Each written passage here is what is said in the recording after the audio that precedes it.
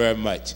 And certainly, it shows you how we are beginning to move together as a people, which really bothers the enemy very much so.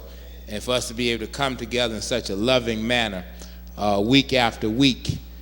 And we are so at ease with each other. See, then the enemy wants to get in on it. All right, we ain't asking for him. We've left him alone. All right, he said, I want your license. I gave it up to him. All right, he's still bothering us. All right, you know, I came right back to the community, right here in Bed-Stuy. I ain't bothering nobody, but he's still following us because we are too happy. All right, we are too happy. We're enjoying ourselves too much, so we have to go downtown next week to deal with him. All right, because they have a problem with the love that is being extended. Tonight, before we do get started, we do have a special guest here in terms of scheduling, who is a poet, Brother Malik Canty. Brother Canty is a teacher at Eastern District High School. He's a spiritual vessel, a voice chosen by our ancestors to speak for them. And let us give a warm round of applause again for Brother Malik Canty.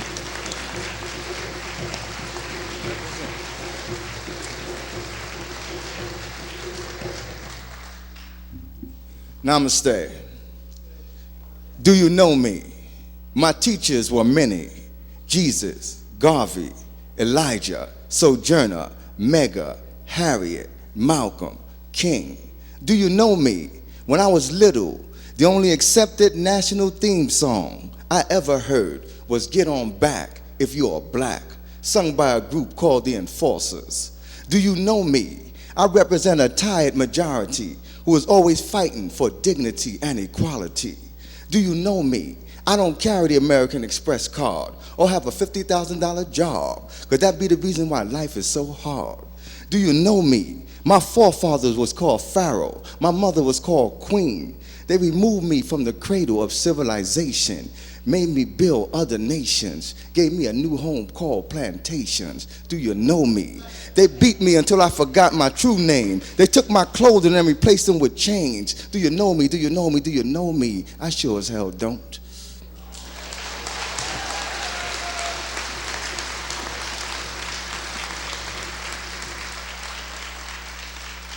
This poem is called Where's Justice? Does anyone know how and why justice keeps avoiding those who really need it? What strong forces are at work and so strong that they can influence and make justice do a disappearing act? Where's justice? Has anyone seen it visiting in the poor neighborhoods? Poor people have put out a missing person report in hopes of finding out what happened to justice. The affluent communities seem to have a hotline that they use to keep up with justice. Where does justice go when a crime has been committed against someone who can't afford a high-priced lawyer, who doesn't come from a wealthy family? Something is wrong here. The people are getting tired of marching, screaming, protesting, and searching of justice. Where are the intense investigations that others get when a crime has been committed against them? Why can't decent, poor people penetrate the blue wall that often accompanies police brutality? Why is it that the media, the politicians, and others who have the power to force justice to show up turn a deaf ear to the cries of a parent who is in desperate need of an answer to stop their pain? Where's justice? Tell him to visit others who for centuries have not been able to catch up with him. Tell him to stick around for everyone, not just for some. Tell him we forgive him for hiding. We know he was persuaded to keep a low and no-show profile to those who really need him. Where's justice? If you see him, hold him, for many people are convinced that he does not exist for them.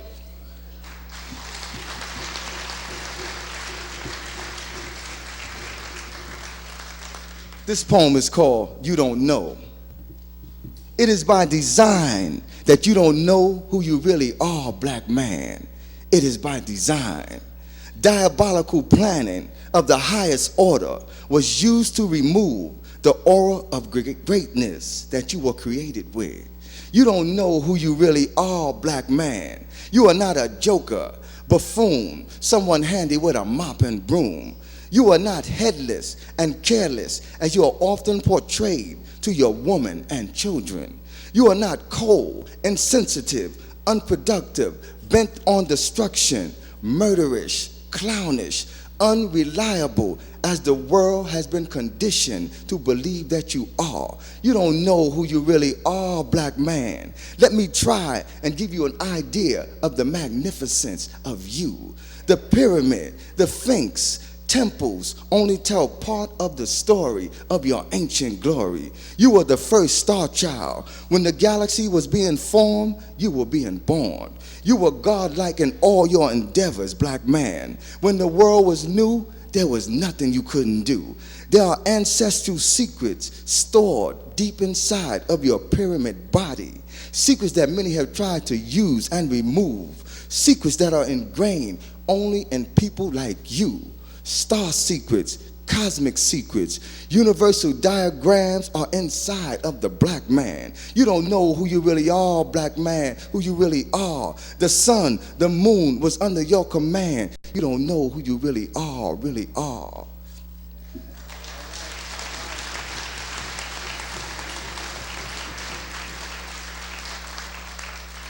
This poem is called Warriors, and there's a lot of y'all out here tonight.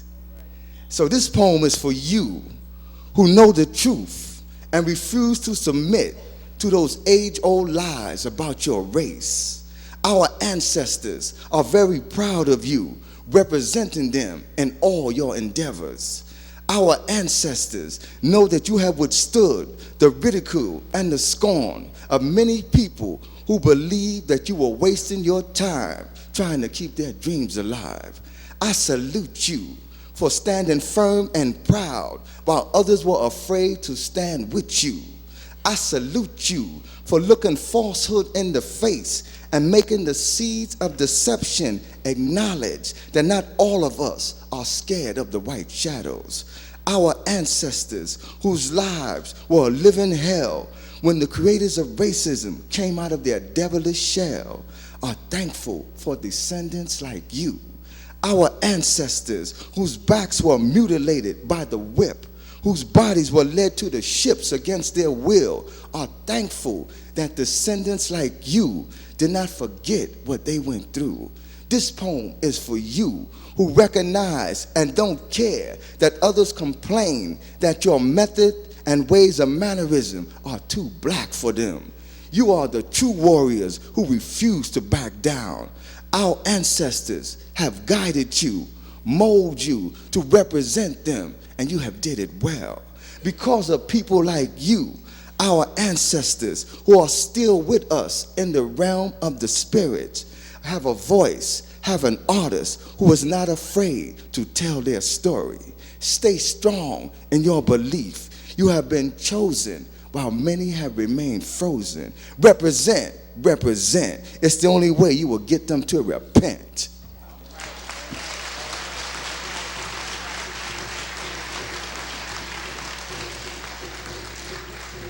This last poem I'm going to leave you with is called Ancestors. Because the ocean ran red with the dead. 100 million bodies, your ancestors, my ancestors. The screams from the depths of the ocean floor had become silent only because of the perseverance of the survivors. Your ancestors, my ancestors.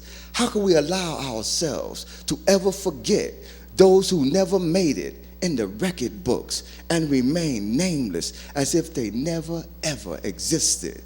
They came in ships to conquer, to stock up on human cargo, to build their world. Cramped quarters, death boxes, piles of flesh squeezed together for a middle passage ride to a new way of life for those who were not white. Your ancestors, my ancestors.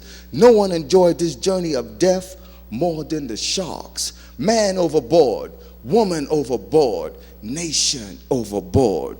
The Bermuda Triangle and its mysteries only exist because of the restless spirits that still yearn for justice, for payback. Your ancestors, my ancestors, I am here to collect a debt.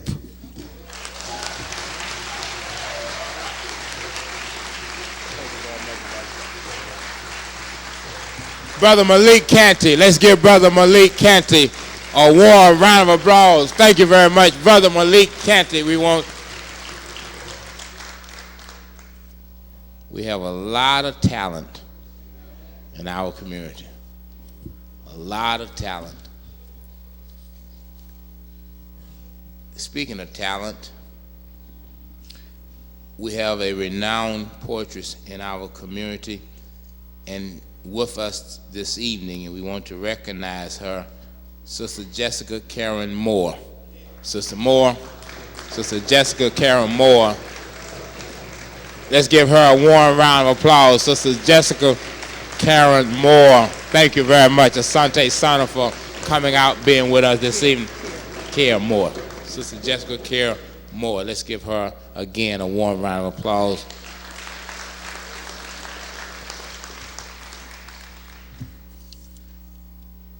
We want to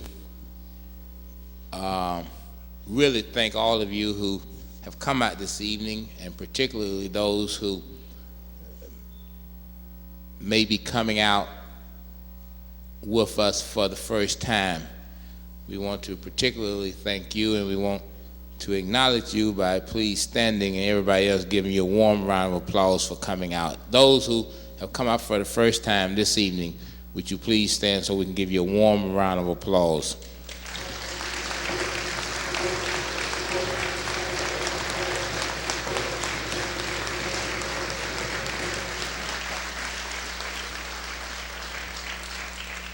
We certainly want to extend our hand of fellowship and welcome to you, and want to let you know that on every Wednesday evening, 52 weeks out of a year, non-stop since 1988. Non-stop. I don't care what's happening outside, we're always inside. And so you don't even have to worry about it. If it's a storm, it's a blizzard, whatever is happening, you will find us here. We have never missed a Wednesday evening, never since we have started. And so you don't even have to think about it. You know, sometimes people call the office and say, y'all gonna be there next Wednesday? So we're always there. You don't never have to call and ask for that. We're always here, and we always have something of interest for you. Brother Clarence, how you doing? Glad to see you this evening, brother. Find yourself a seat. We want to also thank our drummers for this evening, Sister Khadijah Black and Brother Vaughn. Let's give them a warm round of applause.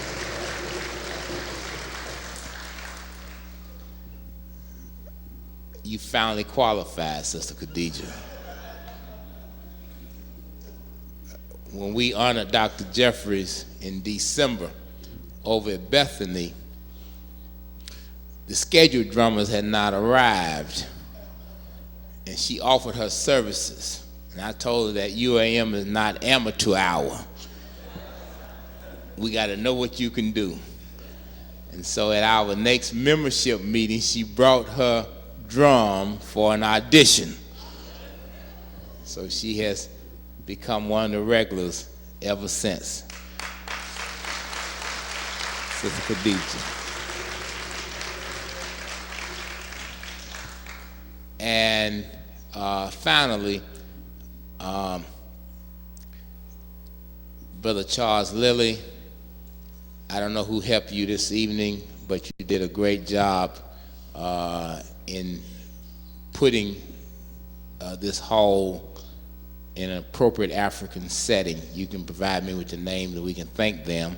And then we also want to thank Transatlantic Productions for giving us the fruit and putting together the stage, headed by Minister Clemson Brown.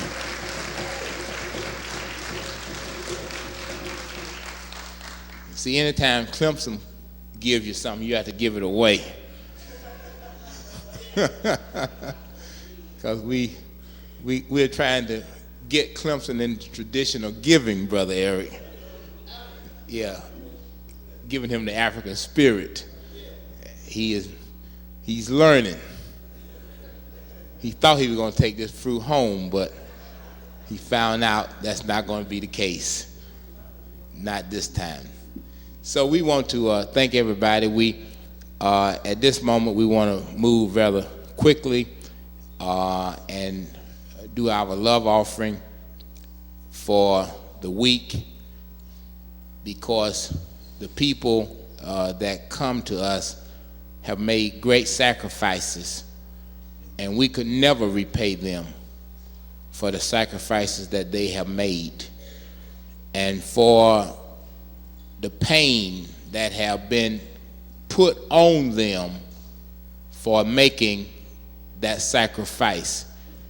And certainly our keynote speaker for tonight needs no introduction in that respect. Those who go back know that this brother has been on the firing line all along, and there are many reasons why we want to give, and give very generously. Started on Tuesday, and they said this is etched in stone. These depositions are going to continue until they are completed. There will be no adjournments, no recess, nothing. All right, they're going to continue until they are complete. Well, we got him on the stand the first day. I threw some softballs at him way out in left field. He thought he could handle that. Then the next day, I threw a curveball at him. He started getting a little nervous. And then by Thursday, I threw him one of those old fastballs. Now, remember, they said this was etched in stone. Well, he announced on Thursday that he figured he needed a vacation. So, out of the clear blue sky, he said, Mr. Referee, it's about time for me to go on vacation.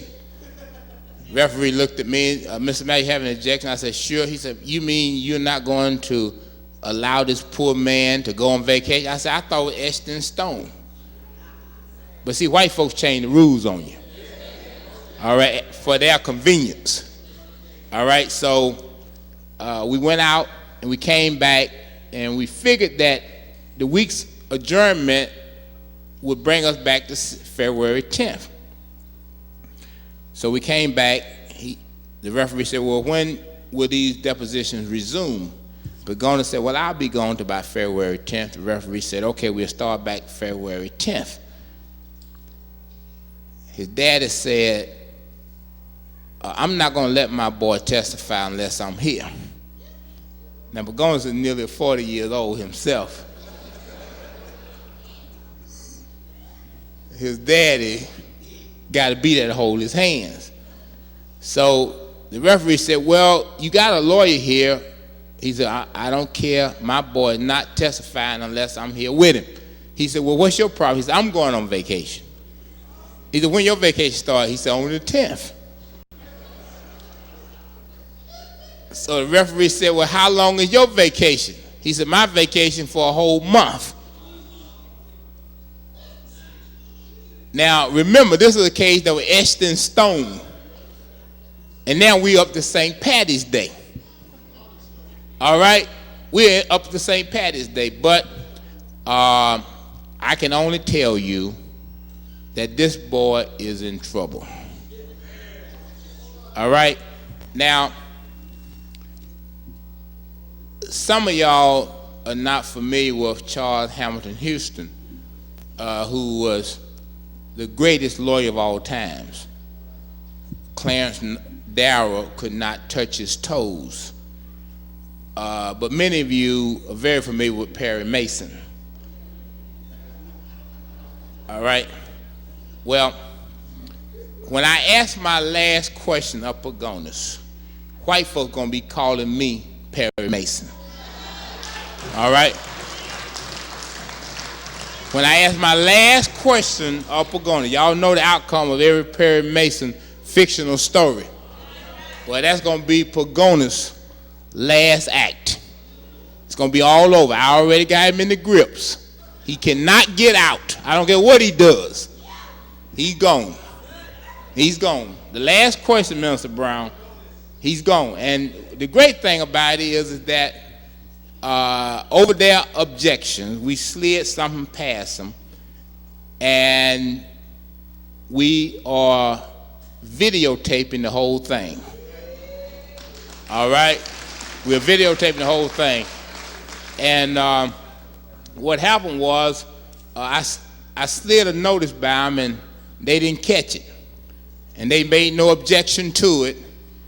And when they looked at it, they knew they was in trouble. The lawyer examined it from corner to corner, and it met every requirement of the law. Every requirement of the law. And so they had to back up.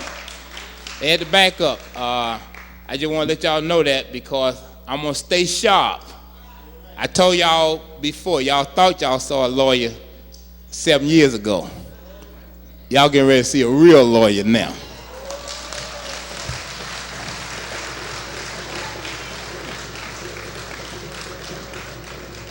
And so we are dealing with that, but in the meantime, we have to deal with this matter next week. And we're going to do it again downtown. Brother Kwame, this is a very extraordinary situation, but they allowed me to practice law again. All right? In this one case, not that they wanted to, but you see, I did a little research on them, Carol. And I found out that under the law,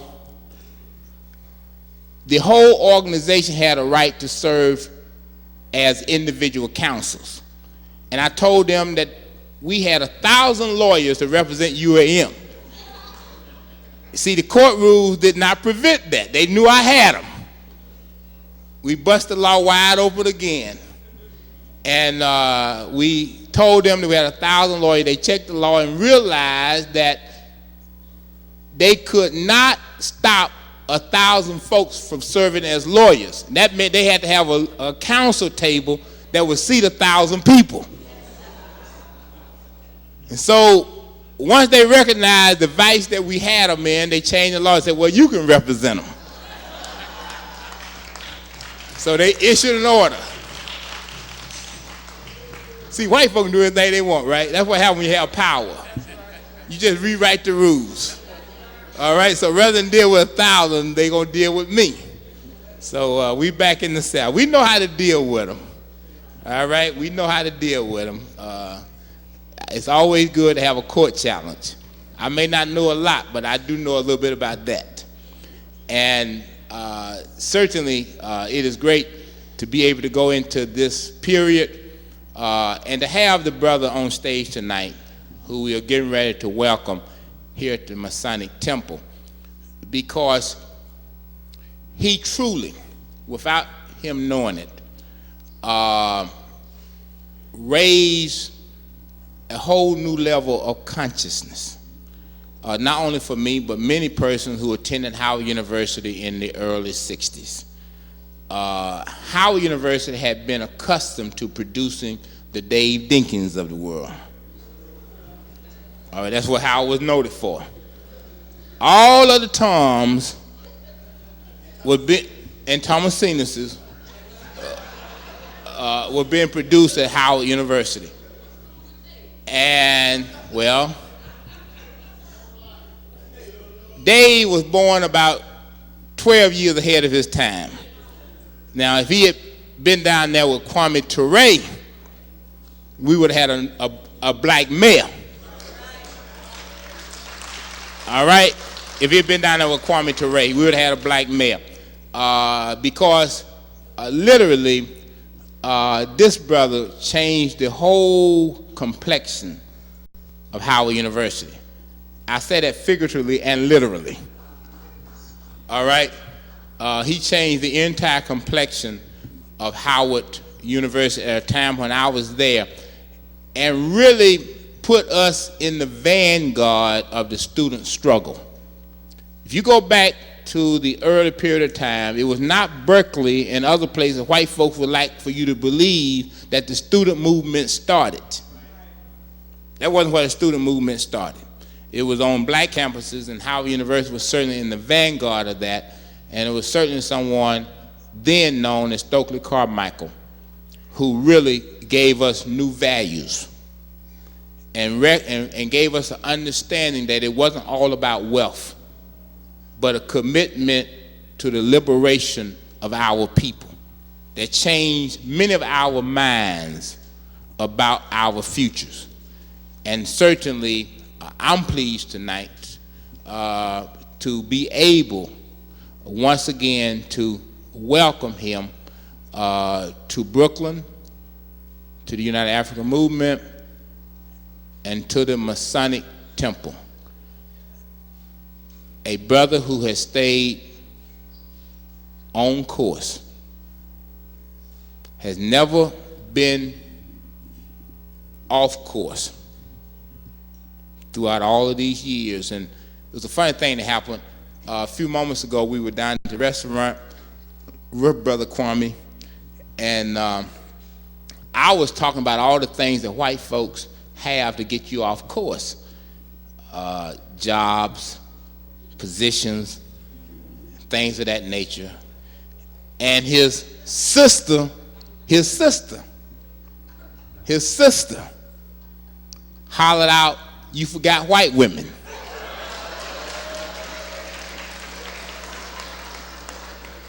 And Brother Kwame looked around and said, "I tell you, brother, that's the reason why I'm on course, because of sisters like that." Said she would not tolerate me being any other way. And so I tell you, black men, behind every strong black man, there are stronger black women. All right? That have allowed us to stay on course. And so, again, tonight we're very pleased that family is here, along with this brother, along with his admirers, along with many of you who have, in one way or another, supported his efforts. We want to stand on our feet and put our hands together for one of the truly committed warriors of the 20th century, Brother Kwame Ture. Let's give Brother Kwame Ture a warm round of applause. Brother Kwame Ture.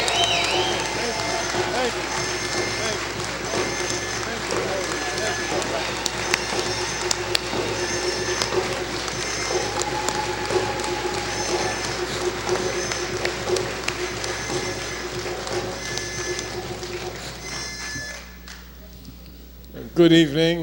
We thank you for your warm welcome. We always thank you for your warm welcome. Yeah, yesterday when our leader called me, let's run out the door. I said to him, I said, "Oh, my brother, I see that they've got you under attack upstate. I see they've got you under attack downstate, you know." Then he continued, he said, "Well, they got me under attack from the right, from the left." He told me some of the other attacks that they have against him that I didn't know. And after a while he said, "I'm under attack everywhere." I said, "Well, you know what that great son of Africa, Sekou Touré, said?" He said, "No." I said, he said, "If the enemy ain't doing nothing against you, that's because you ain't doing nothing." So he said, "What do you mean by that?" I said, "No, if the enemy ain't doing nothing against you, ain't doing nothing." So I said, in the 60s, I once called a brother, you know, and brother said, "What you call me for?" I said, "Well, I call you to talk to you." "You know everybody you call, the FBI gonna tap their telephone?" I said, "Your telephone not tapped?" He said, "No." I said, "I'm sorry, I called the wrong person." Because, you know, if his phone ain't tapped, I don't need to talk to him. So we told the brother, he said, "Don't you worry about it. The more the enemy attacks you, it means the more you're doing. The more they attack you, continue doing what you're doing. Because there's no greater honor than to die for your people.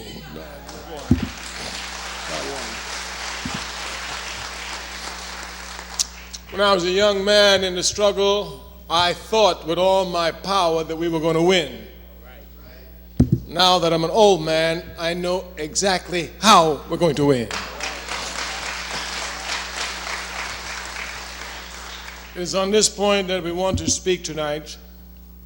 This point of thinking you're going to win and this point of knowing you're going to win divides our people again down the line. We'd like to talk about the conscious from the unconscious.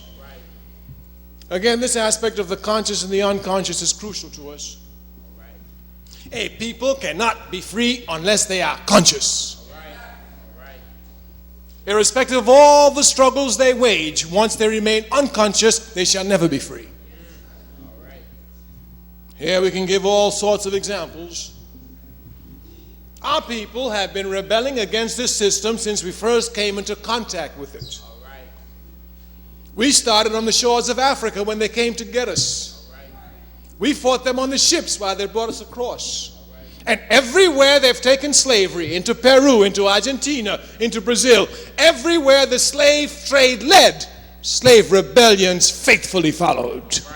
There wasn't one place where we were enslaved where there was no rebellion, not one. Therefore, these people are people who love justice.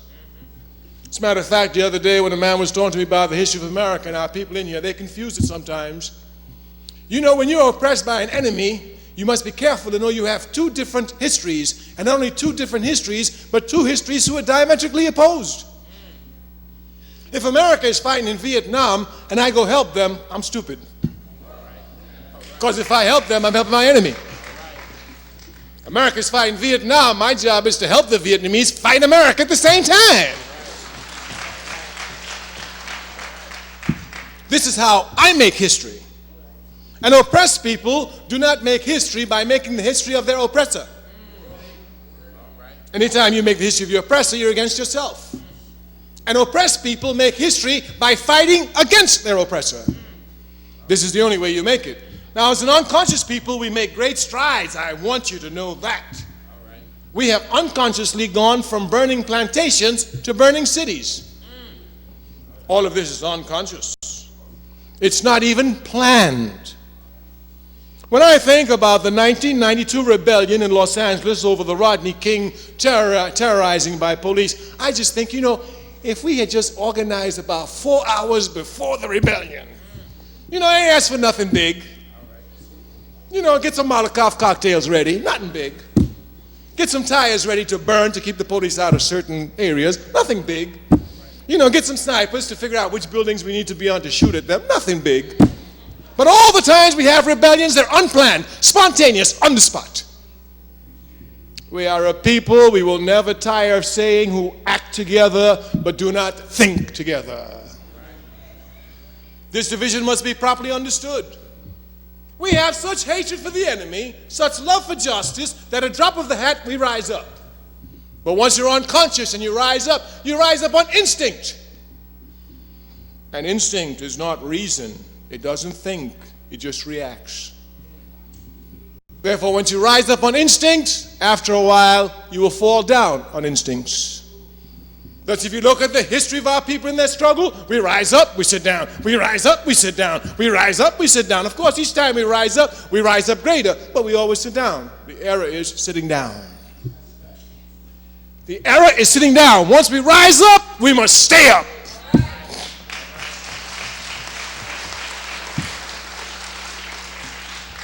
This is the central task we face as a people. Our people, we say, are courageous. We can see it anywhere. Once a man told me, you know, our problem with our people is that they're cowards. I told him, shut up.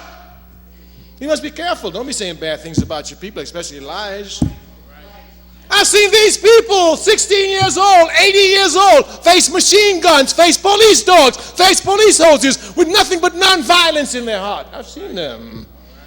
I've seen them 16 years old, 90 years old, throw Molotov cocktails at tanks coming through their community. These people are not afraid. They are unorganized.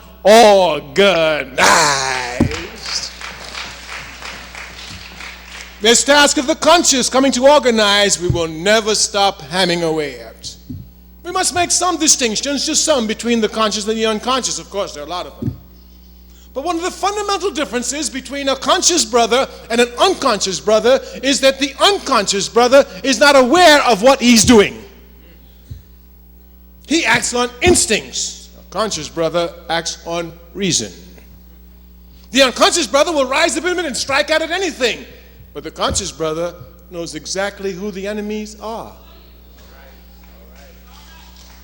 So when the unconscious brother is throwing wild bricks and bottles, the conscious brother is aiming his bullets exactly at the enemy.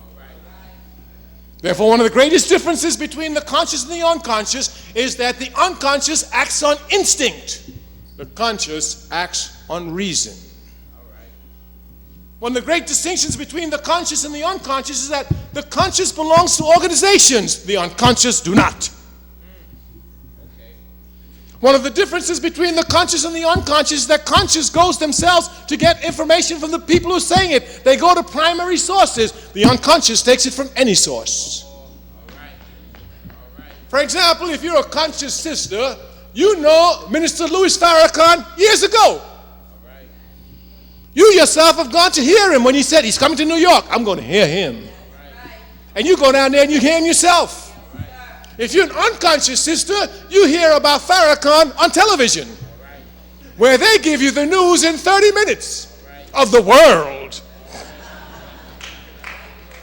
Or they give you sound bites. How can you give a message of a minister, Louis Farrakhan, in a sound bite? The unconscious then do not know their people. They wait for the enemy to inform them about their people. The conscious know their people from going to hear their people. These differences between the conscious and the unconscious must be properly understood. We will never keep repeating, a people will not be free until they are consciously organized. Will not be free. One of the stirring differences between the conscious and the unconscious is in relationship to knowledge. The conscious knows that they will never know everything there is to know, but the conscious never stops trying to know everything there is to know. This point must be properly understood. The conscious human being then is one who is continually studying, consciously studying, all the time studying. They know until they die they will study, and the real conscious systematically studies. The unconscious doesn't study. The unconscious get their love for their people from their feeling. I feel this love for my people. What about the history of the people? Well, I don't need to know the history of my people. I feel my people. The unconscious doesn't seek to want to learn anything. The conscious seeks to learn everything. The conscious seeks to be able to arrive at the point almost of perfection, like a Malcolm X, where you come to perfect yourself every day, knowing the better you are, the better person you are, the better able you are to fight for your people.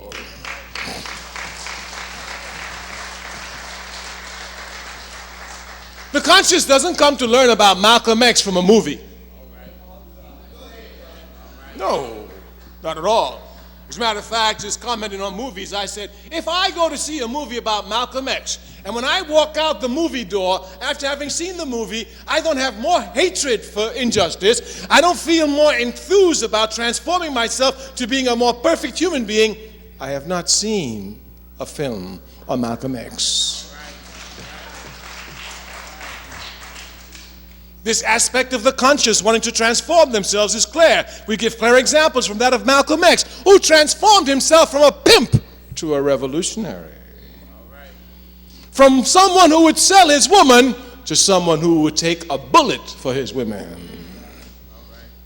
This is what consciousness means.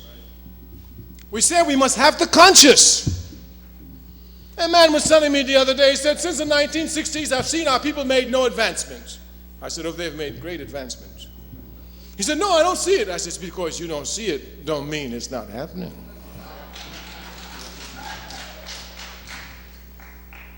The greatest advancement any people can make is when they start thinking together, especially for people who don't think together. And while certainly it has been difficult, these Africans are beginning to think together. It's going to be a difficult struggle because the enemy knows once we think together, he's finished since we already act together.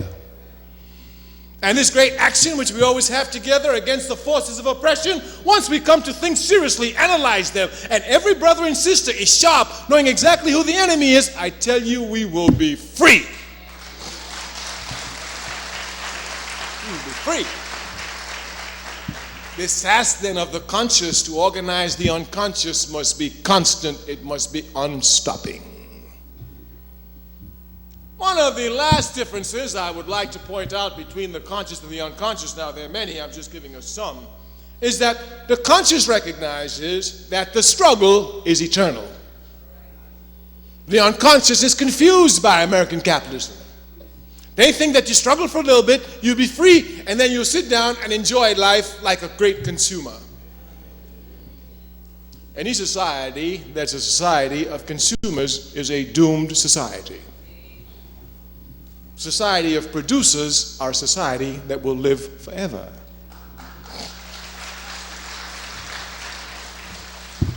Human beings both consume and produce. But any conscious human being knows they must produce more than they consume. Anytime you consume more than you produce, you are living the essence of an animal. Animals cannot produce, all they can do is consume. But we can produce as human beings. Therefore, our job is to produce. And we say the conscious human being must produce more than they consume because they must leave something for future generations. But America is such a backward society. The international MFs are so backward that they make generations put their make present generations put their future generations in debt. Therefore, not only do they leave nothing for their children, they make their children pay for the good time that they had. The conscious must know the society in which they live, and they must know the values of the society so they know precisely what they're fighting against. This aspect of the conscious is crucial. Our people lack conscious elements. This is our greatest problem. We will fight at the drop of a hat. We are great at mobilizing, we've said it. We can mobilize over 1 million like that. And those million who's gone there, they'll tell you, I was there, I was in the march, man, it was good, it was the best time I've had in my life. What you did since then? Oh, I was there, it was great, you should have been there. What have you done since then? Oh, we were there, we sent out positive vibrations throughout the country. What have you done since then? The question is not spontaneous action, but perpetual action. As a matter of fact, someone who went to the march should be doing more than those who did not go to the march. But since they went to the march, be confused by American capitalist values, they think they have done what they should have done for their people for the rest of their lives. You can never, ever pay the debt you owe to your people if you work for them every day of your life. You shall forever be in debt to them, and this is the debt you must always try to pay.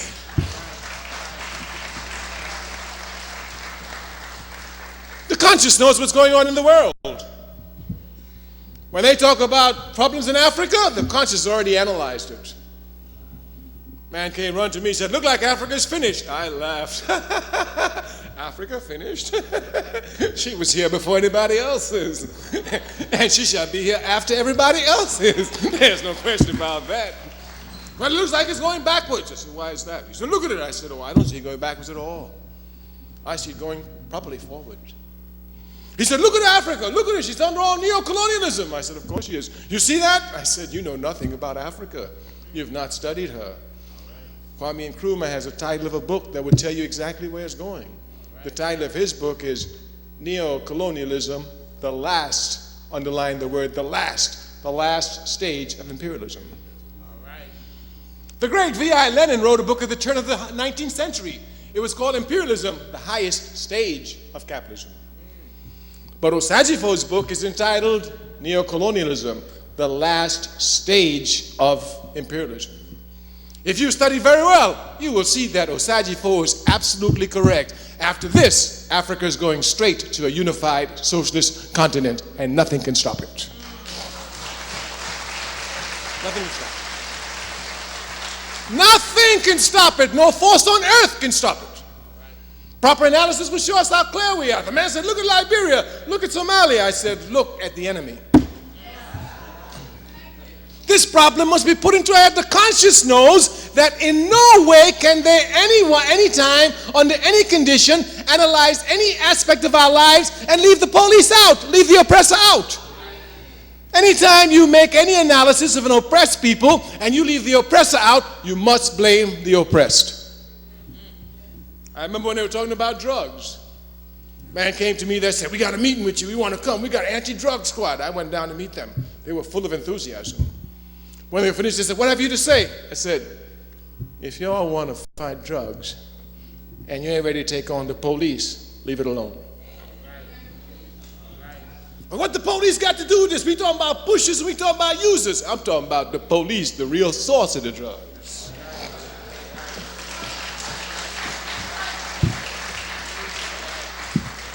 Our party in 1975, inside the party itself, had a program that we initiated called Smash the FBI and the CIA. In 1977, we circulated a letter to all the progressive and revolutionary organizations in this country, asking them to form a coalition to smash the FBI and the CIA. They thought we were crazy, but we continued our work. We know our people.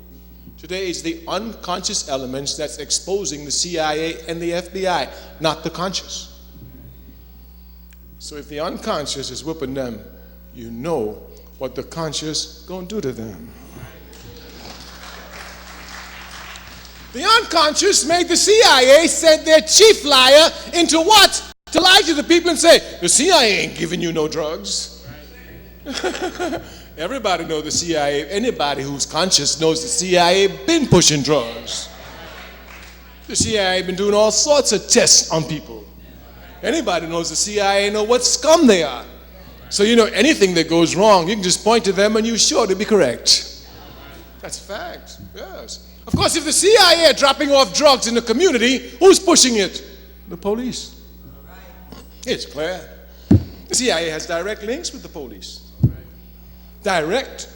So therefore it's the police who push it in the community. The CIA drops it off and they push it. We all know this.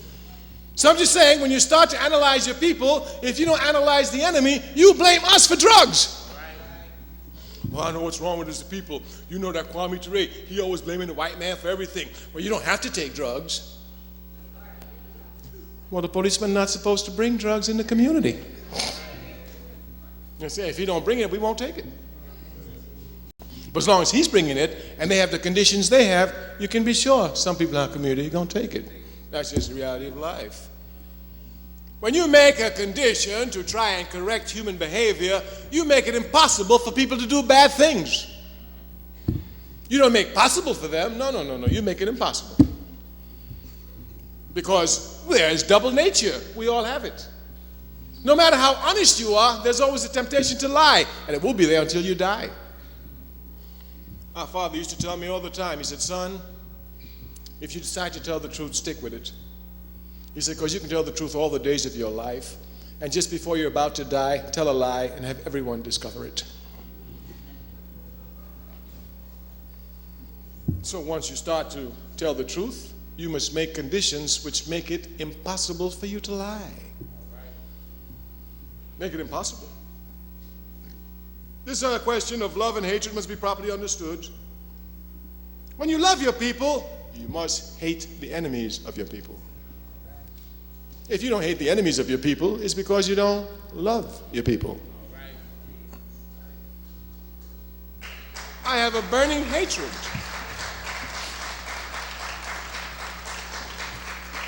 I have a burning hatred for the enemy of my people. Man, so you're not supposed to hate. Listen, if you know love, you must have the capacity to hate. Man told me he was a Christian. So I heard you talk a lot of times about this hatred. I'm a Christian, and for us Christians, there's no such thing as hate. I asked him, Do you love the devil?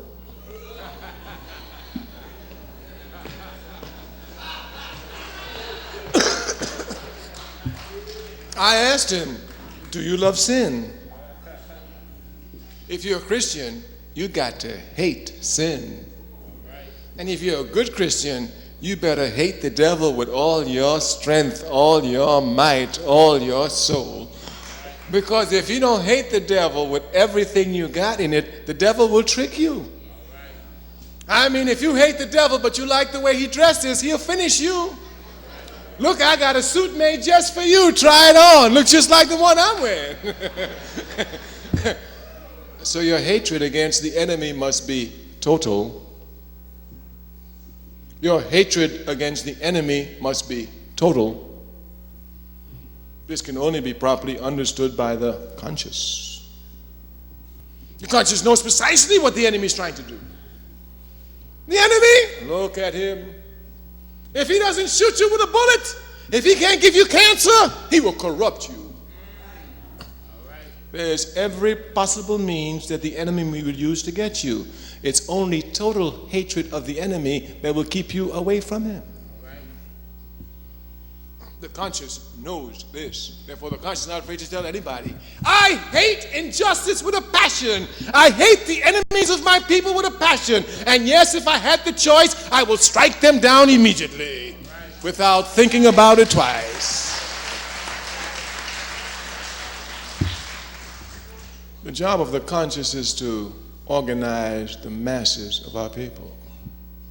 No equation anywhere in history is ever made without the people. Nowhere. Nowhere.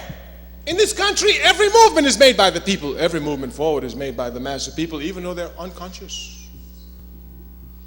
Even though they're totally unconscious. We said our people are beginning to think together, and they are. I remembered when in about 1972, I had not been to Mississippi in some years, and they insisted I come by to see them. And in Jackson, I was driving up to the Delta, and I think I stopped in either Yazoo or Tallahatchie County. I forgot which ones. And when stopping there, I stopped to see a family I knew. And one of the, well, then young girls had grown up now, and she had a baby. So she wanted to come and see a baby. Of course, I went and see the baby. I said, what's the baby's name? She said, if I remember correctly, something like Chugugugu. I said, oh, that's a nice one. Where'd you get it from? What part of Africa? She said, oh, I made it up myself. Does it sound African? I said, sure enough, do. This was 1972. She was trying to make up an African name for her child. If you go through our generation today, a good 25% of our youth have African names. It's not haphazard. It's not haphazard. And this is not even the conscious. We're talking about the unconscious. If you look everywhere, our unconscious are moving fast. I remember when this pig of the CIA went to Watts, they had it on a television station. I was watching it. I said, I want to see this. After he was finished lying, the first sister jumped up and asked him a question. She came out, her hair was all fried all the way down. I said, now what is she going to say, You know what that sister said to him? First thing out of her mouth, I sure hope this ain't going to be like Tuskegee. What? Where's she coming from? She's unconscious. I don't know. I hope this ain't like Tuskegee. After that, they just kept hitting him and hitting him and hitting him until he had to run out the place. And that's the unconscious. That's not the conscious. That's not people like in our party who've been studying the CIA, know how they bring drugs in the country, know exactly what they do, know how they overthrow countries, know what they're doing in Africa. No, they don't even know all that. But they feel it instinctively and they move, and it's the unconscious that's coming to the forefront of struggle. The conscious have to run to catch them. The conscious will have to run to catch them if the conscious is not there to properly help transform them, not direct them. The conscious can get confused and think their job is to direct, to lead, to show the unconscious. No. The job of the conscious is to make the unconscious conscious. This point must be properly underlined. The job of the conscious is to make the unconscious conscious.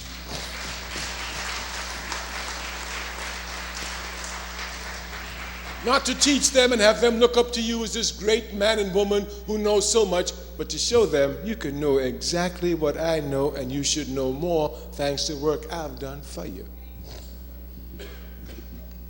The job of the conscious then is clear. The conscious is never arrogant, but very humble. Even earlier at the restaurant I was saying, you know, I've learned to be humble. This is the truth. I have learned from people that when you look at them, I know they couldn't teach nobody nothing. And they're the ones who teach me the most. I give just one example, though I have thousands. I remember once as a young man, I must have been about 15 or 16, I grew my political tooth at 125th Street on the corner there in Harlem with at the Michaud bookstore. All the speakers used to come, even Malcolm, everybody. I was just swallowing up their words. Now, you know, I've learned my speaking in my early years from two sources, the Harlem street ladder speaker and the Delta preacher in the South. Now, both of them got to work hard. I mean, I, as a young man in the mid-50s, would go to Harlem and listen to these brothers and sisters. Queen Mother Moore used to be there, too. May Mallory was there. Oh, yeah, the sisters always up front. And I'd listen to them talk about Africa. Of course, you know, in Harlem, you know how people are most undisciplined people. And at that time, they hear anything about Africa, they want to cuss. But these street ladder speakers had to be so sharp that they could counteract it and not allow hostility to grow. They had to be very, very good. Delta preacher, that was clear for him. Those Africans in the Delta were picking cotton from sun up to sundown, Monday through Friday, Saturday morning too. Saturday nights, they got to get to the juke joints, and Sunday morning tired, they come to church. That preacher got to wake them up and make him give him some money. He got to wake them up and give him some money, and he sure enough gonna wake them up. Ain't nobody gonna sleep in his church. That's for sure. So these were two strengths, but I want to take you back to one in Harlem. I remember I must have been about 15 or 16, and I was attending the Bronx High School of Science. So I met this brother, and he was there too. He was listening, and he attended Stuyvesant, you know, another school there. So we had this little thing, you know, and we were talking about the Pythagorean theory. I never forget it. And we were waiting for the meeting to start. And this old man, very disheveled, hair up there, looking dirty, but had a book in his belt that said Moses, the story of Moses and the Moses of his people, a story about Garvey by a white man. I forgot the title of the book, but something about the Moses of his people. You know, I knew the book. And the man came around and said, "What y'all talking about?" We waited for me to start. I said, "Sir, we're speaking about the Pythagorean theory." He said, "There ain't no such thing." He went away, you know. We kept on talking. He was circling. He came back again. He said, "What you all talking about?" So I said, "Sir, we explained to you we're talking about the Pythagorean theory." He said, "But I told you ain't no such thing." He walked away again. You know, we said, "Wait a minute." He came back the third time. He said, "Now, young boys, what you all talking about?" I said, "Sir, we're speaking about Pythagorean theory. Don't you know about Pythagorean theory? It's a mathematical theory that shows 45-degree angle." He said, "Have you ever seen the Pythagorean theory exist anywhere except in the pyramids?" He said, "Did you not know that Pythagoras studied in Africa for over 13 years?" He said, "Here's the books." He gave us a list of books, you know. He said, "You know, y'all just think that white people did everything, but they can't do nothing, you know." So the brother said to me, "Well, you know, some of us just go too far. We think that, you know, we just did everything." But I copied down the books. And I went to the library the next day. And those books were Greek sources, no other source except the Greeks themselves. And when I read the books that he documented, I went and try and find that old man. And so when you're conscious, you never underestimate any other human being, because the one you think who can't teach you nothing is the one who's going to teach you something that you'll never forget.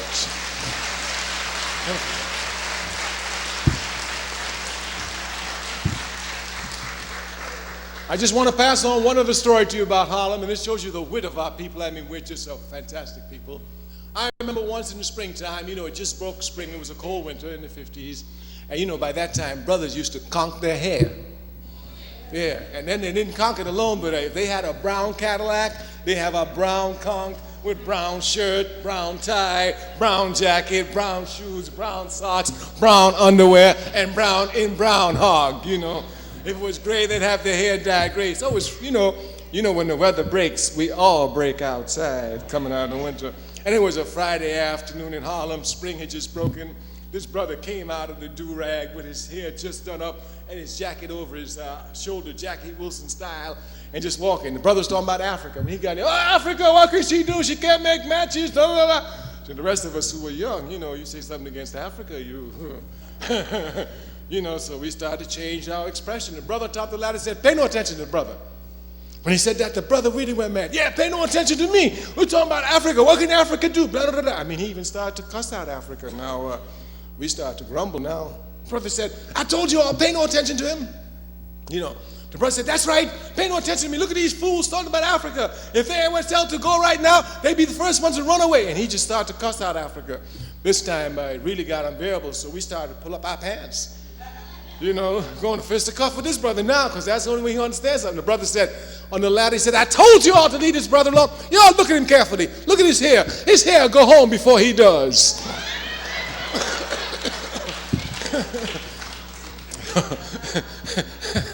It's true. He said, and when he goes home, he'll be going back to get a conch again instead of going home. So these aspects of the conscious, being able to handle the unconscious is necessary. You don't want to create antagonisms between the conscious and the unconscious. That's what the enemy wants. I see this all the time. When we come to correct a brother and sister, instead of looking at the enemy who caused the problems, we look at the brother or the sister as if they're the problems. Even when they come to talk about our youth in schools, do they look at the schools, look at the system, look at what they're doing to the children, and tell the children they need to fight the schools? No, they tell the children, you need to study. The problem is all your problem. And not only that, after that, they're going to blame the parents. If the child is not acting right, it's because they don't have any training at home. Everything is us. All the problems of the victim is always put on the victim by the oppressor. You're a clown if you put problems on yourself. I say all our problems start with the oppressor.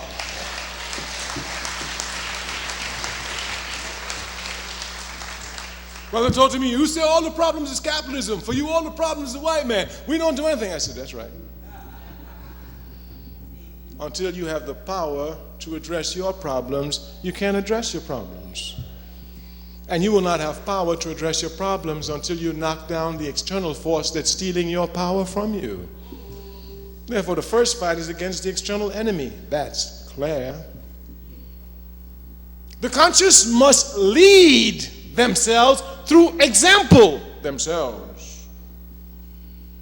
The conscious must every day try to be a better example than they are today. That means the conscious seeks again to perfect themselves.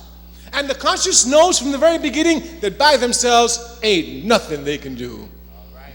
I remember some years ago, I always got a lot of trouble to get into prisons. They never let me in. Yeah. And there's a prison in D.C., Lawton Prison, which I know very well. Even as a student, I did a course there. But they wouldn't let me in. When Marion Barry came back the second time around, we had a meeting. He said, listen, man, I want you to go down to Lawton. I said, they don't let me in. He said, well, I'm not mayor for nothing. So the mayor sent me to Lawton. So when I went there, they brought a group of about 500 brothers. I mean, I looked around, I saw my army before me. You understand? And I looked at them. I said, you're all stupid. They said, well, I said, you're all stupid. I said, how many of you all in here for alleged armed robbery? Raise your hands. About 70% of them raised their hands. I turned around and I said, how many of you did it with somebody else? Keep your hands up. Every hand went down. I laughed at them. I said, yeah, how stupid you are. All you doing armed robbery, you can't even get another person to watch your back while you do it. I said, look, you got 70. If you're well organized, you 70, break yourself up into groups of 5. You decide to hit every bank in D.C. Somebody gonna get away.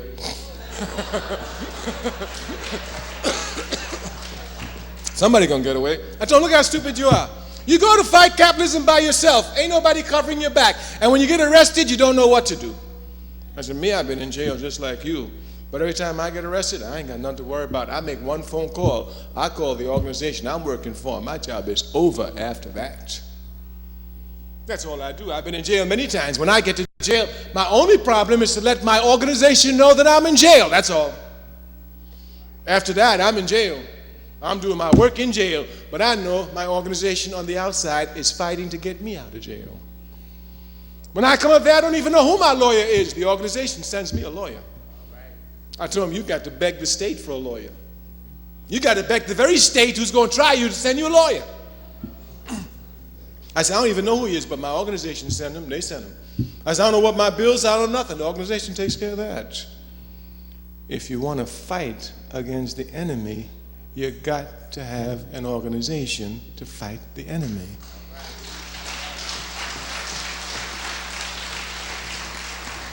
You can never do it alone. History lessons must be properly learned, properly appreciated. Everywhere the enemy is trying to divide us, divide organizations. I hear people saying all the time, oh, you know the truth, Kwame Ture. You know the truth. You know Malcolm X was killed by the Honorable Elijah Muhammad. I laugh. I really laugh because I know where the line comes from.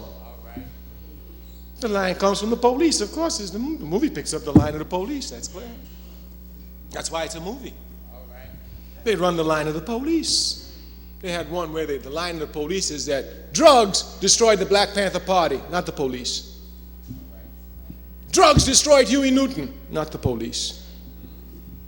By the time you get through with it, drugs destroyed us. Well, drugs have been in our community for a long time. We can handle drugs better than any other community in this country. You understand? Huey Newton wasn't killed by drugs. The police killed Huey Newton. The Black Panther Party wasn't destroyed by drugs. The police and COINTELPRO destroyed the Black Panther Party. Yeah.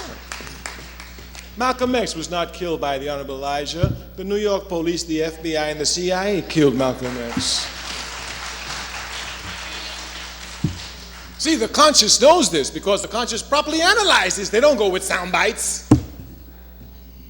I remember Malcolm X. I followed Malcolm X.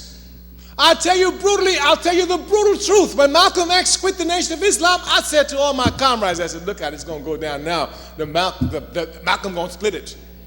I was certain that people would leave the Nation of Islam. I knew for certain Muhammad Ali would leave. I knew for certain Minister Louis Farrakhan would leave. Malcolm's brother didn't leave. Malcolm left by his lone son. These are facts. He was no threat at all to the Nation of Islam, and nobody would know that better than the Honorable Elijah Muhammad. Anyone knows, even from looking at stupid television, that when you want to analyze a murder, you got to get a motive. All right. There you go. What would be the motive for the Honorable Elijah to kill Malcolm X when Malcolm X represented no threat to him at all? Right. None whatsoever. Malcolm didn't take anybody with him. The nation kept galloping along. Malcolm had to gather his forces himself and try and create his organizations. No, I said even his brothers didn't leave. The people who recruited Malcolm didn't leave. When Malcolm walked, he walked by himself. I was shocked. I was certain it was going to split. It didn't split. I said, well, Malcolm has made an error here. His calculations were not properly correct because it didn't split the nation. Malcolm himself had even stopped talking badly about the Honorable Elijah Muhammad. As a matter of fact, when he came back with the United Front as his program, he said publicly, I've insulted and said bad things about every leader. They too have said bad things about me. I want to stop this. I hope they've forgotten and forgiven me. I've forgotten and forgiven them. There's Malcolm's statement. Therefore, by the time Malcolm was killed, there was no reason for the Honorable Elijah Muhammad to kill him, simply because the truth is the Honorable Elijah Muhammad knew the devil was going to kill Malcolm. I saw it then, too, as a young man. All my life, I've been in an organization, all my life. I've never in my conscious life been without organization, never. I worked with the Student Nonviolent Coordinating. I gave my life to that organization. When they got ready to expel me, before they expelled me, I was the honorary prime minister of the Black Panther Party. By the time they expelled me, I was sitting on top of the Black Panther Party, told a white man, touch me now, if you bad. Because the major trick of the enemy is to isolate the conscious from organization. Once you're elected from organization, you're finished. That's how they got Malcolm. I saw exactly when they got Malcolm. Malcolm was building 2 organizations when they got him. He had no organization. I learned my lessons clearly from the assassination of Malcolm X. When he left the Nation of Islam, he created 2 organizations. One, the Muslim Mosque Incorporated, which was a religious organization to which anybody could belong, irrespective of race. The second one was a political organization, the Organization of African American Unity, to which only Africans could belong. So when they talk this nonsense about Malcolm X changed after he went back to Mecca, you have to see clearly how he changed. His political position on nationalism never budged 1 inch. Only Africans could belong to the political organization. This did not change at all. The religion he changed. It's a religion, it's universal, so if whites want to come, they can come. But Malcolm was building these 2 organizations, and it's in the act of building it that the CIA got him. The conscious cannot ever be outside of organization.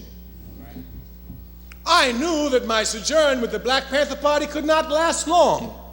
I knew that because the Black Panther Party did not have serious leadership and didn't understand the task that befell them.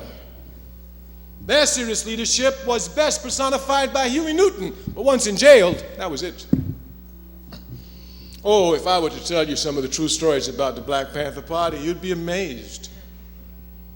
I remember once I tried to get a program of political education. We were at the Central Committee meeting, and I said, well, we need to get some political education. I won't say his name, but he said, oh, you know Kwame Ture? He ain't nothing but bourgeois. He went to college and all that. I said, that's right, Jack. I went to college. I was a philosophy student, and I was honor roll student. That's right. And I'm honor roll student for my people. You understand? I don't know what you is, but everything I got for my people, I'm going to learn as much as I can for my people. And I'm telling you, if you got an army out here, they need to be politically educated, especially if they come from the lumpen proletariat. Because they waver too much between the people and the police. The Nation of Islam recruits from the lumpen proletariat, but they have a program of transformation for those brothers and sisters. Yeah, of course it works. Panther said they didn't need it. They're going to fight the people. I tried everything possible. No, wait. All right. I saw that it wouldn't do any good. So I knew that I got to lead them. Because they think they're running a gang. You understand? And a revolutionary party is not a gang. In a gang, the leader says, do this, and everybody jumps. In a revolutionary party, the people says, do this, and the leader jumps. So there's a big difference between the two. I knew that my sojourn couldn't last, but before I resigned from the Black Panther Party, I was already a member of the All-African People's Revolutionary Party. I have never been without an organization in my life. And I never will be without an organization in my life.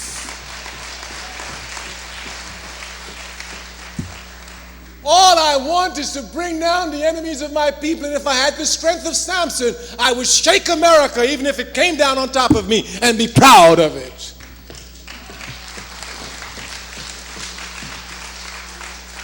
But unfortunately, as I even have to tell Minister Louis Farrakhan, I wasn't called.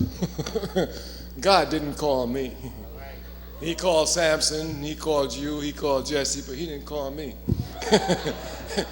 I comes on my own. You understand? So I'm not God's anointed. I can't do nothing special. You understand? Matter of fact, God himself promised me he won't protect me. Only my people can do that. God gave me them. So I'm not God's anointed. I don't have the strength. So I know since I'm not God's anointed, I can't face the enemy by myself. I can't even think of that. I've got to face the enemy with the people. Therefore, I know I can't do nothing against the enemy by myself. Why, if I could do it by myself, I'd have done it a long time ago. It's only the people consciously organized that will not only bring the enemy down, but lay the foundations for indestructible organizations. All right. I am a Central Committee member of the All-African People's Revolutionary Party, and at the same time a Central Committee member of the Democratic Party of Guinea of the African Democratic Revolution. For me, it's a great honor. A great, great honor. It shows clearly the integration of Pan-Africanism by those who pay no attention to our history. People think, you know, that the conscious have been sleeping because they look at the unconscious and they judge the movement by the unconscious, but the movement has to be judged by the conscious, not the unconscious, even though the unconscious overwhelms just in numbers alone the conscious. The other day, about 4 weeks ago, about a month or so ago, I heard a discussion about something called Ebonics. A lot of people started to talk nonsense about it, but the sister who's doing the work is a sister by the name of Mary Hoover. In 1967, she started a school called the Nairobi School in East Palo Alto, California. And since then, she's been heavy into working with the people on this thing they call Ebonics. Therefore, when they jumped up, they thought, oh, once again, they don't know what they're talking about. But they had to shut up. They ain't seen nothing yet. The serious conscious have been developing themselves since the 60s. And now when the mass movement breaks out in the 90s, they'll be able to give proper direction, proper leadership, and proper guidance to the mass movement. This is something that was totally lacking in the 1960s. Totally lacking. In the 1960s, we had no seasoned cadre. In the 1960s, we had to find a way ourselves. But today, you have conscious elements throughout this country who, thanks to the work from my people, I know and I see them, and they're growing stronger, though quiet. The difference, then, that we must point out here is a difference between revolutionary and reformist. In the American capitalist system, reformists need the press. And the press need the reformists. Of course they do. Revolutionaries don't need the press. The press hates them. And therefore, whenever revolutionaries come in contact with the press, it's a struggle to fight with the press to dominate the press. But revolutionaries don't need the press. Revolutionaries know what they need is the people. So revolutionaries take their time going to the people, not to the press. The press cannot get you the people. All the press can do is give sound bites to you, to the people. And if you want to organize the people, they will not be organized around sound bites, only around clear political program and ideology.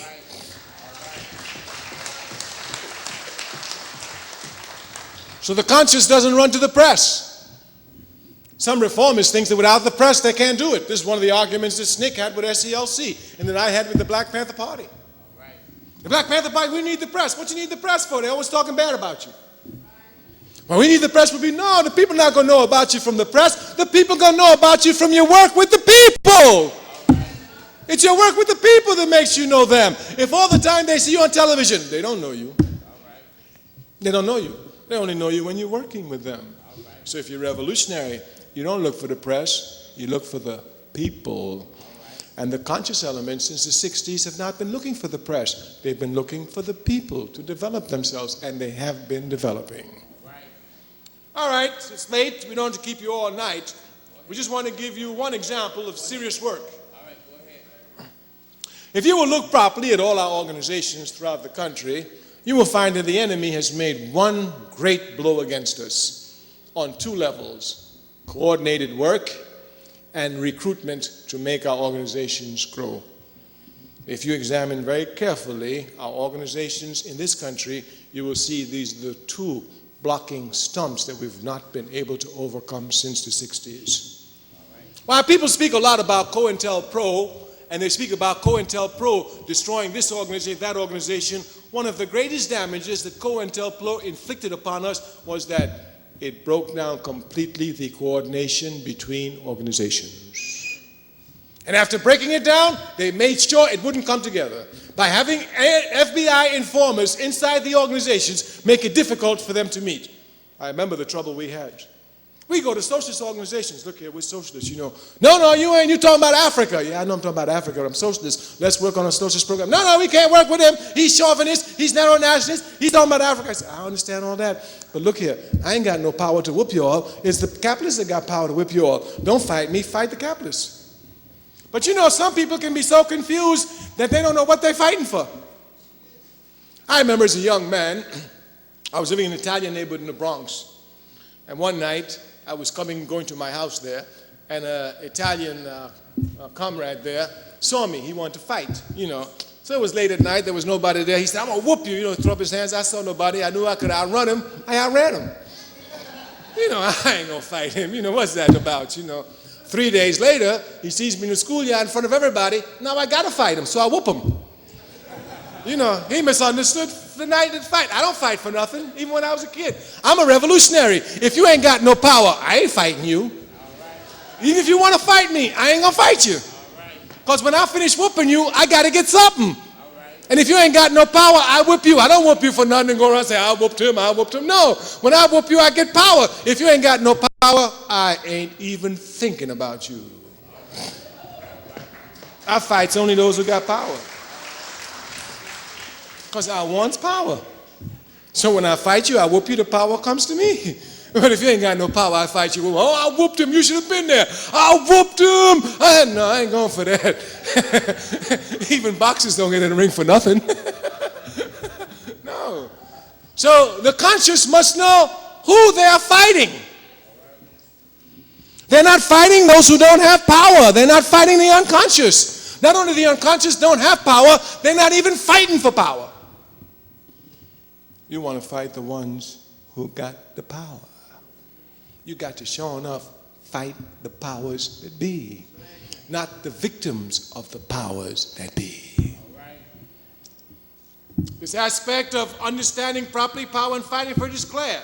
We said that two of the major blows they've hit us is they've broken down coordination and they've come to destroy organizations. But for us, the most important one is the destroying of coordination among the organizations.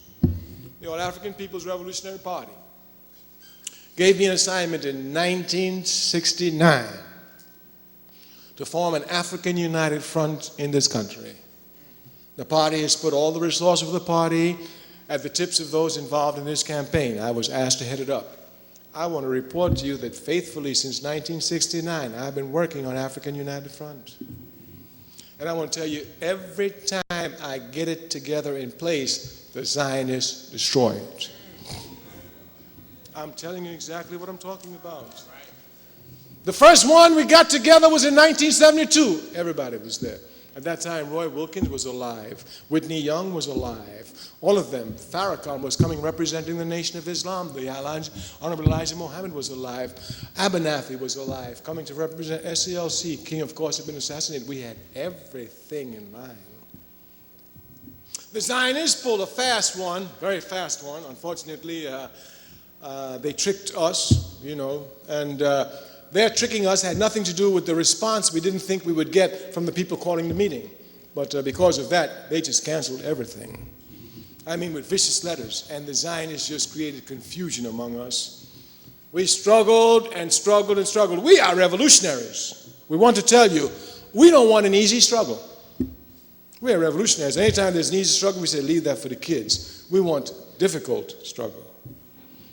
Matter of fact, we know that if you're a slave and you want to be free, you can't look for the easy road. You'll never get out of slavery. If you're a slave, you want to be free, you got to look for the roughest road, because once you take that road, nobody going to bring you back to slavery alive again.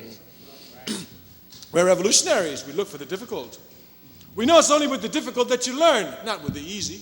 If you know 2 + 2 is 4 and you sing that all day, you'll never know 4 + 4 is 8. It's only when you struggle with 4 + 4 is 8 that you will get to 8 + 8 = 16. Therefore, we who are conscious, we look for struggle. We're not afraid of it. We are welcome when we see it. Therefore, this aspect of constant struggle, looking for difficult struggle, is the issue. To organize the masses of our people is a difficult task. To mobilize them is easy. That's why so many people slip into mobilizing the people. But to organize them, that's difficult. But we're revolutionaries. With honor, we've taken this responsibility upon our shoulders. We continue to struggle for it. Minister Louis Farrakhan is our living witness. Johnny Jacobs of the Urban League is a living witness. I'd known Johnny Jacobs before. I kept finding a way to get a place inside the Urban League just to be able to talk to him like I wanted. After much struggle and much planning, we were able to do it. When I met him, I said to him, you know, it's a shame that we have all these leaders around talking and we don't know each other. I said, for example, you've never met Farrakhan. He said, no, well, Farrakhan wanted to meet me. I said, of course he wants to meet you. He said, I didn't think that, so he wants to meet you. Immediately, I ran to Chicago. I said, hey, come on, let's go, get up. You're going to go meet Johnny Jacobs. I'm going to meet Johnny Jacobs. I said, yeah, you're going to meet him. He said, he wants to meet me. Yeah, he wants to meet you. Let's go. I took Minister Farrakhan to New York. We went into the office of the Urban League. He met Johnny Jacobs. He sat down. They both issued a call for a united front. Listen, I was as happy as, I was happy as I can be. And I went to Africa. My work was finished here for the moment. I had nothing to worry about. Well, when I was in Africa, I heard that Jesse Jackson was going to run for president. I said, okay, we leave that one alone. But then later I heard that Farrakhan wanted to hook up with him. You understand? Now, I've known Minister Farrakhan for over 30 years. And I mean, I know Minister Farrakhan. In over 30 years, we've had together hundreds of meetings all over the world, in Libya, in Uganda, all over the world, you know, everywhere in America. We have meetings all the time. We talk on the telephone all the time. And I told him that I thought it was a mistake. Of course, he didn't agree with it. I told him I think it's a mistake because I know, Minister Louis Farrakhan, the strength of Zionism in this country.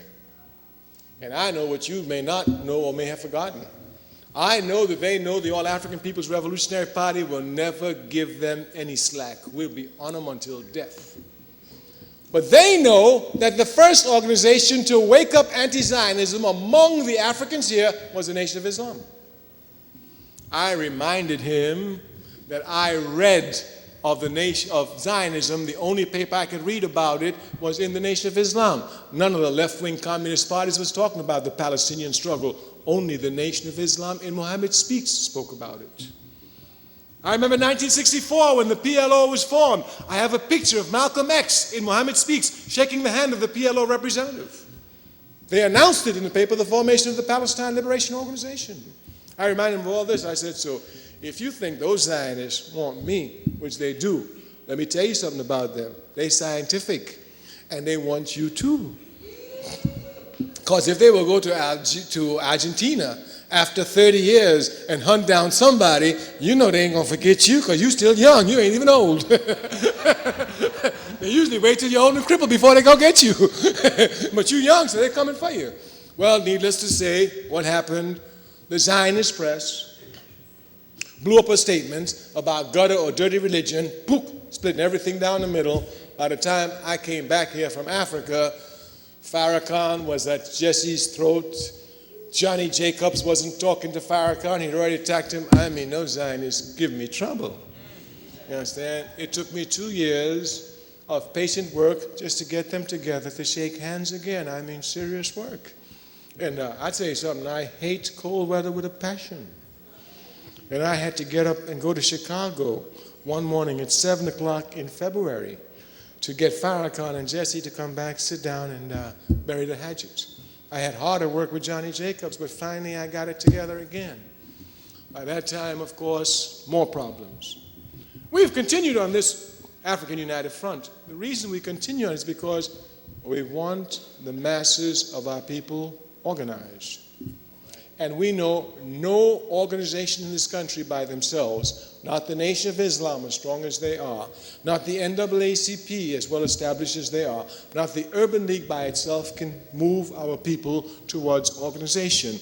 Only all of the organizations together, pushing constantly the propaganda among the masses of our people that they must belong to an organization will break the stranglehold that the enemy has upon us in making our people unconscious and spontaneous rather than conscious and planned.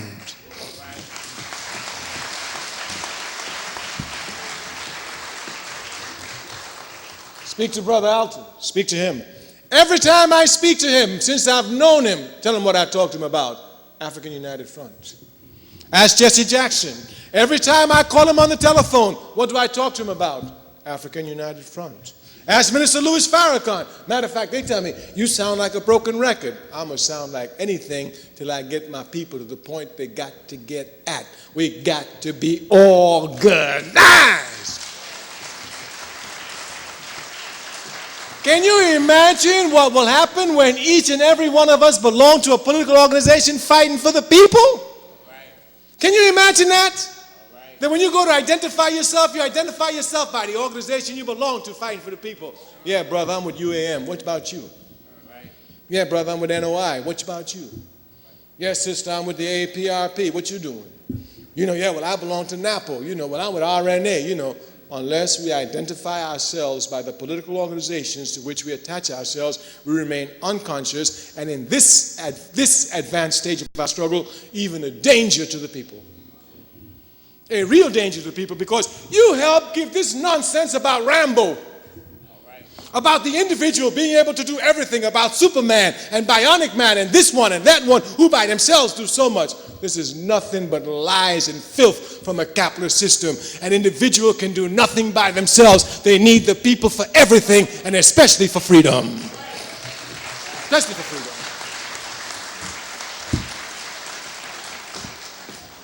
The All-African People's Revolutionary Party will not rest until we get an African united front in this country. Last year we picked up our work again. The first thing I did when I got out of the hospital was to go work on the African United Front. Sabotage once again, sabotage here, refusal of those who have power, who have responsibility to live up to their responsibility to organize the people, hits us left and right. But we are undeterred. We know, as we said in the very beginning, that our people are going to win this struggle. We ain't thinking they're going to win. We know they're going to win. Therefore, we know that in spite of the people, we're going to win our struggle. You must understand me properly. You must understand me properly. Our culture is so strong and so dynamic that in spite of us, we're going to win. I mean that in every sense of the word. As a matter of fact, our history has already been consecrated by the blood we have already shed. There's no question here that we're going to be free. Ain't no question about it. You must understand the force of freedom. Let me give you an example of the unconscious. I will give you a clear and truthful example. When was the Rodney Rebellion? In 92? 92. In April, I was in Libya. In February of 1992, our party had a meeting with the Crips and the Bloods and all the gang leadership in California. We do this all the time. I've been doing this from the time in our 60s. Our first work actually started with the Blackstone Rangers and, what was the other one? And the Blackstone Rangers, there was another one they were fighting with. Huh? They just started, yeah. And they were fighting all the time, and we went and started from the 1960s working with them. Of course, around we worked with them. So in February of 1992, we met with them a whole day. A whole day. Closed up the doors, let's get down. You know, and I made some remarks there. One of them I said was, I was Prime Minister of the Black Panther Party. And I knew this is a fact now, I knew when I got in the Black Panther Party that the FBI would get my head inside the party. Of course, to attack me from the outside would have caused too many problems. But see, I've been studying all my life. And I remember as a young man reading a book on Stalin. You understand? Like, people talk about him but don't read him. And Stalin was recruited in a monastery. He was studying to be a monk when he was recruited in the Communist Party in Russia, in the Bolshevik Party. And he worked in the monastery undercover to go ahead and, take care of business. And when it came time for them to rob banks, because when the time comes for money, you rob banks. That's what you do. There's no revolutionary movement that didn't rob banks. I ain't worried about it. That's a fact. They rob banks. That's how they get their money. So when it came time to rob banks, all the other leaders up in the Bolshevik Party, the Communist Party, were petty bourgeois. They didn't know how to deal with the lumpen proletariat, who would have to rob the banks for them. But since Stalin was a priest dealing in a community, they gave Stalin a job. And Stalin took the opportunity to sit on the guns in the organization. That's where he got his power from. So I learned then, as a young and tender age, that where there are guns in an organization, you must sit on the guns. So when I came in the Black Panther Party, they talk all the nonsense they want to talk. I want to see who were the field marshals, because they control the guns. And how am I going to sit on top of them? And make sure I got the guns under control so the police won't be able to shoot me from the inside. And the two field marshals was one, a brother named Sekou Neblet, who was from the East Coast, and he came out of Snake with us, so that was no problem. The other one on the West Coast was a brother named DC. I didn't know him. And when I was going out to the West Coast to stay with the Panthers, I did all the research I could on DC, because that's my major problem. I'm going out there for one reason, for DC. They talking all this other stuff. When I gets out to California, Eldridge Cleaver informs me, well, we're going to put you with a brother. I said, all right, no difference wherever you put me. He said, this brother's called DC. I could have jumped for joy. So I stayed with DC. By the time I was finished with DC, I knew how many guns was in the Panthers, where the guns were coming from, but I knew everything I needed to know about the guns. And I sat on the guns. So as Prime Minister of the Black Panther Party, I'm sure inside the Black Panther Party, not even Eldridge Cleaver or Bobby Seale, but only our group and the FBI knew how many guns were inside the Black Panther Party. So I said to the Crips and Guns, I said, listen, I was there with my job, and my job was to get guns for the party, and we couldn't get the guns you get. You got Uzi submachine guns, you got this, you got, where you get them from is the police. It's the police. We know it's the police giving you the guns. You know, because you can't get them like that. How you going to get Uzi submachine guns of kids? You know, the police giving it to them. We knew that. We knew the CIA was destabilizing the community. We understood that. That's what they do all over the world. Now they were doing it inside. And the way to do it is through drugs and violence. That's their formula all over the world. They don't even change. They keep to their old tricks. You know, they can't learn new tricks. You know, so we told them, well, look here. Anyway, this man Rodney, he's going to be set free. And when he's free, y'all going to have to respond. There was no. I said, so listen, y'all got to do some planning. Y'all need some Molotov cocktails. You need some long rifles. You need some tires. You know, the same thing I just told you, some tires, little stuff, you know. You know what they told me?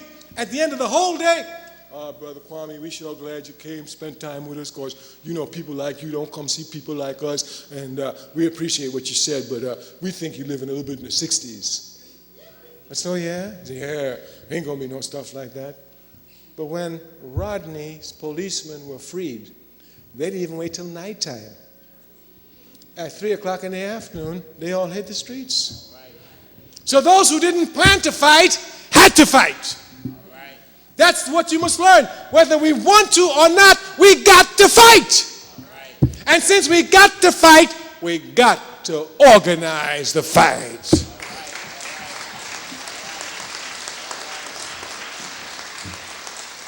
This is a lesson that our people have learned since the 60s. Some actually thought that we're going to get out of this without a fight. They really did. They thought they would do this, but the ones who thought it are the ones who's hollering the loudest today. Those people at Texaco, they don't live like the people. They're the ones hollering. The petty bourgeoisie is hollering.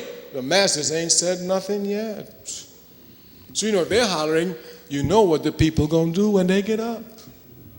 We got to fight. There's no way out of this. And we got to fight by every means necessary.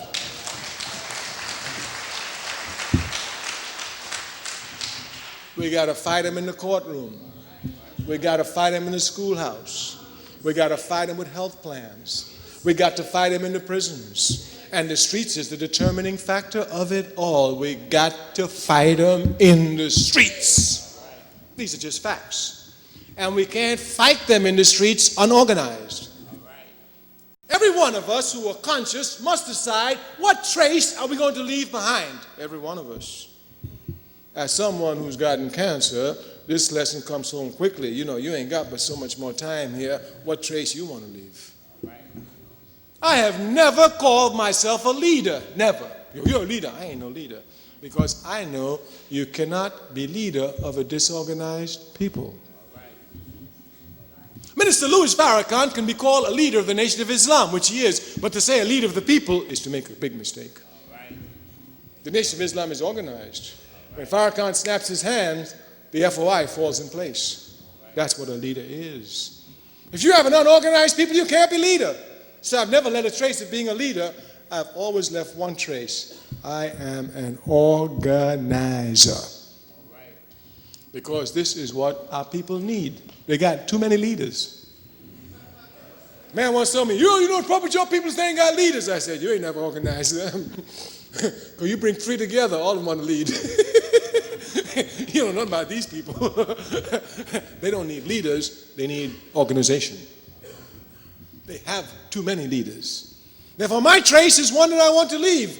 I want to remember that this brother, in his entire life, took on one task: the organization of the masses of our people. This brother wanted only one thing in life: our people consciously organized in organizations leading to one conscious organization. This brother dedicated his life to only one thing: organizing the masses of our people. This is a trace I want to leave as a conscious brother. I ask my conscious sisters and conscious brothers who sit before me, what trace do you want to leave for your people? You must think seriously about this. This is where the individual is properly separated from the organization. When you die as an individual, everything dies with you. When you die in an organization, the organization continues. We've seen clear examples of this. I am sure at the time of the Honorable Elijah Muhammad, there were many brothers and sisters who were individuals. They went around everywhere, raising up the voice, talking and doing all this, tra-la-la. But when the Honorable Elijah Muhammad died, he left us the Nation of Islam. And the Nation of Islam, though the police tried to do everything to wreck it, is in the hands of the Minister Louis Farrakhan today and marching on. Without the Nation of Islam, Farrakhan would be absolutely nothing. The Honorable Elijah Muhammad left us an instrument to fight the enemy. Those who are great individuals, knowing so much about our history, coming and giving us great messages, but belong to no organizations, when they die, they will leave us absolutely nothing. Because even the work they give us, we'll be able to get for ourselves. But if they belong to organizations, the work they do would stay in those organizations, and those organizations would continue to function. Brothers and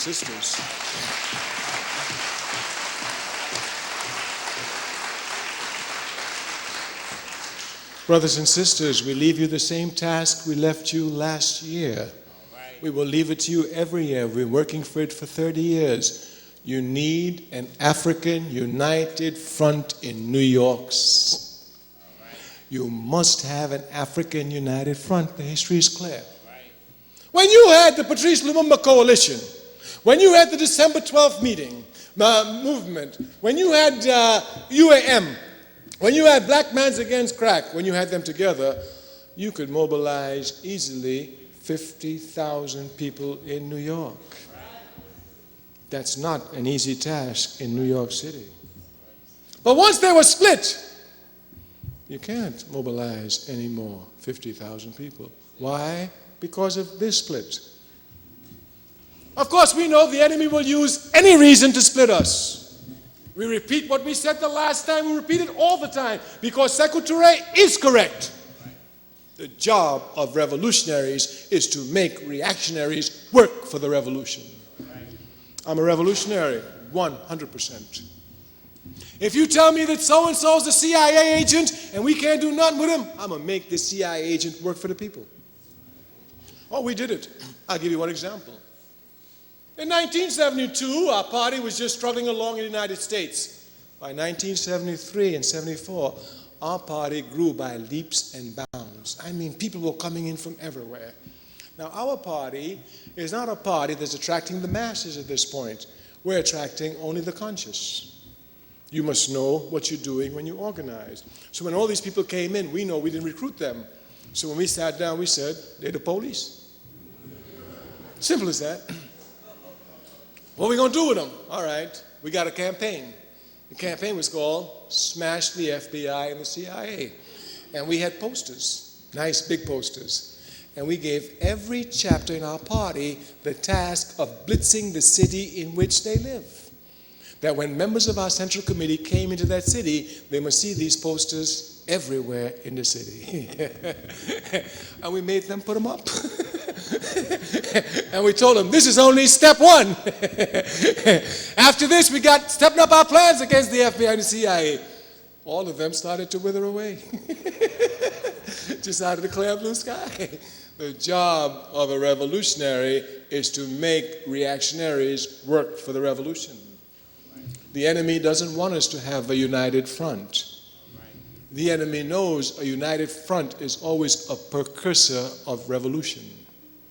There's nowhere in the world where revolution was made where a united front didn't precede it. nowhere. As a matter of fact, if you look at the work of the great Kim Il-sung in Korea, the People's Democratic Republic of Korea, what they call North Korea, you will see they even fought the war against the Japanese under a united front. There's nowhere where I've studied revolution where I didn't see a united front before the struggle.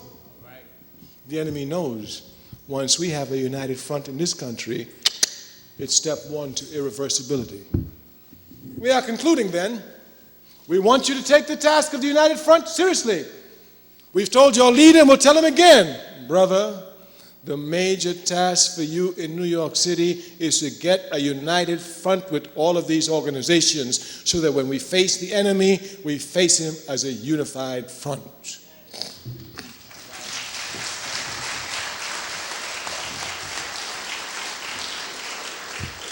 The job of creating a united front belongs to you, the conscious. It is you that must put pressure on your own organizations to bring about a united front.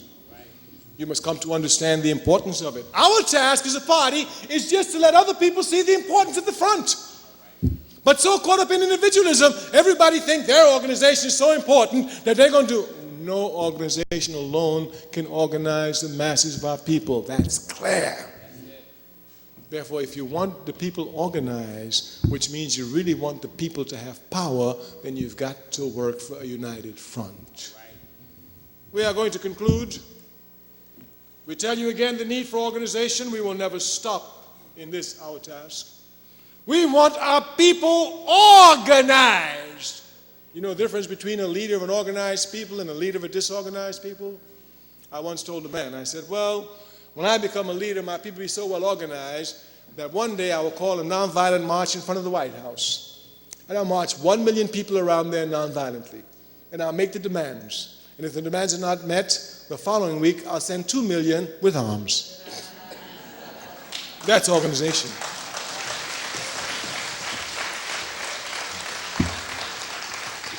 Then you really have a leader. Our people must be organized.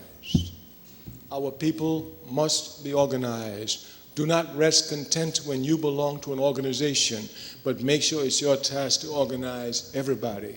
Osajifo, Kwame Ture says, we must leave no stone unturned in the organization of the masses of our people. Our people are intelligent people. Our people got talents, like our brother told us. When we put all of this together in an organized form, aiming directly against the enemy, as Africa is my mother's enemy, will fall. And then the task before us must be properly understood. We must build indestructible organizations. We must build indestructible organizations. Every time we get them off the ground, the enemy destroys them. We must come now to lay the foundations for eternal, indestructible organizations. This is our task. We will accomplish our task because we have no choice. We must fight, and we will be forced to be organized in the fight. We must build organizations, and they will be built to be indestructible. Therefore, the next civilization of Africa, unlike the first, will never be destroyed. Thank you. Ready for revolution. Brother Kwame Ture. Brother Kwame Ture, we must organize. Brother Kwame Ture. Brother Kwame Ture.